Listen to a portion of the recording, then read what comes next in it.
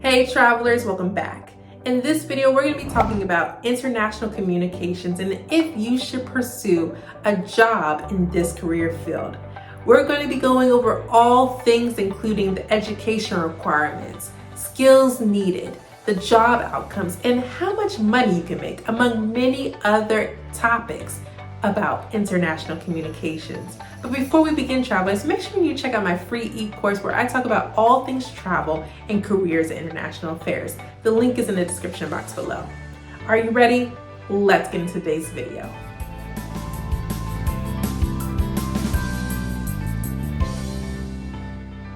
What is international communication?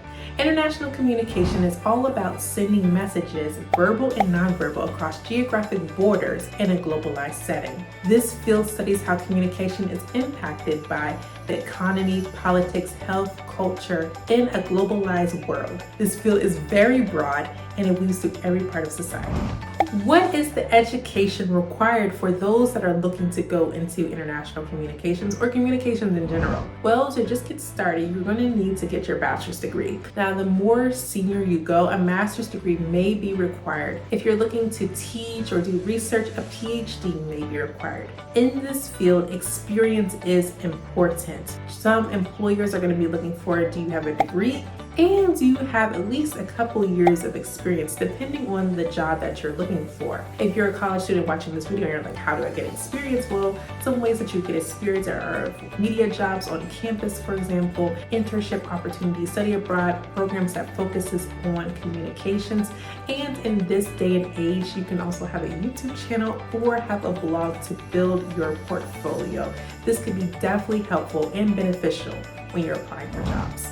What are the skills needed if you're interested in going into the international communication or communication career field? Well, one skill you definitely want to have in your toolkit is the ability to be able to storytell. Storytelling is super important because if you're able to tell a story, you're able to connect with your audience a lot easier, and your audience will remember your message a lot more than if you don't storytell at all. Another skill to put into your toolkit is the ability to be able to read data. Data analytics is super critical in this field because you want to know if your message is working or not, and data will tell you that. Travelers, if you don't take any other skills away from this video, definitely remember that you should have strong written and oral communication skills. These two skills, they're similar, but they're very important. You have to be a strong writer. If you're having difficulty writing, this is something that you should actively work on now. What I find is that in this career field, at least in my line of work with diplomacy, 1 page, 2 page max. The first paragraph, I should say, the first 3 lines, you should communicate what you want to say to your reader. Your reader should know exactly what you're talking about. Being able to write concisely is a definite asset and it will help you in this career field. Similarly, you've got to be able to be a concise communicator. You should practice with different formats such as with presentations, briefings, even speeches. To work on your oral communication skills, a good club to join, for example, would be Toastmasters. Being able to stay composed while there is a crisis going on or difficult situations happening is an important skill. There's a whole subsection of communications crisis management that you can go into. So if you're a person that keeps an even keel while there are things going on and are able to communicate effectively, crisis management could definitely be for you. Because this is international communication, you want to be able to know what exactly is going on in the world so that you're able to communicate policies and developments in a clear, concise way. Because this is a global field, knowing another language is definitely an asset. If you know a critical language, especially like Portuguese, Mandarin, or Arabic, it will definitely take you far. Other skills that you definitely want to have in your toolkit in the international communication field include marketing, digital skills like video editing and graphic design, project management skills, cross-cultural communication skills. You got to be able to know how to talk to people from different cultures and different backgrounds, attention to detail, and definitely you have to be able to know how to listen to others.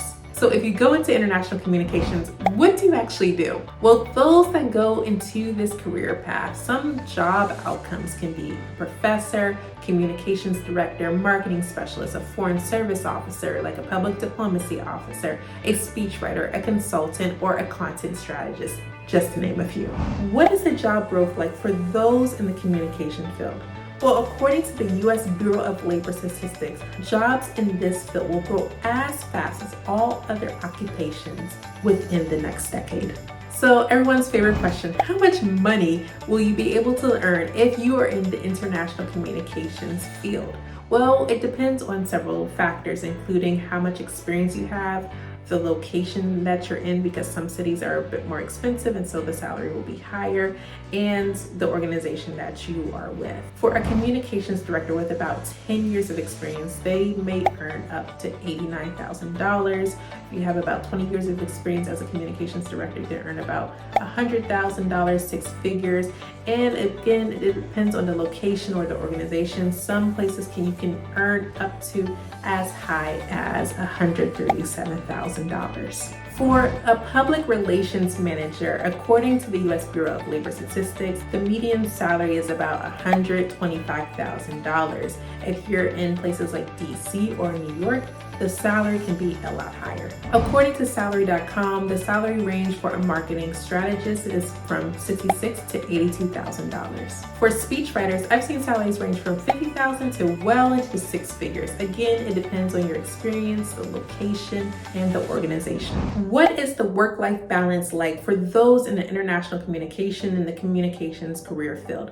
Well, I like to go to payskill.com because they break down the meaning and satisfaction that workers derive from their jobs. According to payskill.com, those in media and communications have a 36% meaning in their jobs and a 63% rating in high satisfaction. For public relations specialists, there is a 65% meaning and a 73% rating in terms of high satisfaction that these workers derive from their jobs. International communications is a very broad field, and thus work-life balance will vary depending on your role and organization. For some roles, you may have standard hours. Other roles, you may have irregular hours and high peak periods where you will have a high workload. It just depends on the role and organization.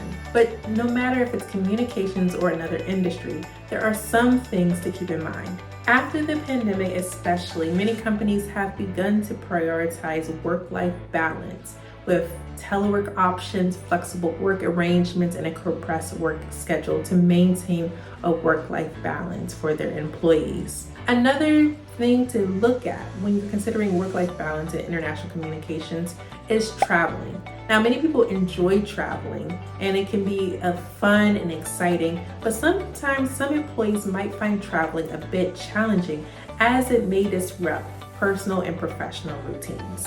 As I mentioned, some companies are starting to prioritize work-life balance for their employees. Other companies that prioritize achievements and working abnormal hours, for example. However, it's up to you to advocate for yourself and to put boundaries in place in order to have a healthy work-life balance. Why pursue a career in international communications? Well, communication is not going away anytime soon, and we live in a global, interconnected world that is increasingly connected digitally. We need global professionals who are able to communicate with people from different backgrounds and develop strategies for interacting with a global audience. We also need professionals and experts who are able to keep up with technological advances that promote and block effective communications.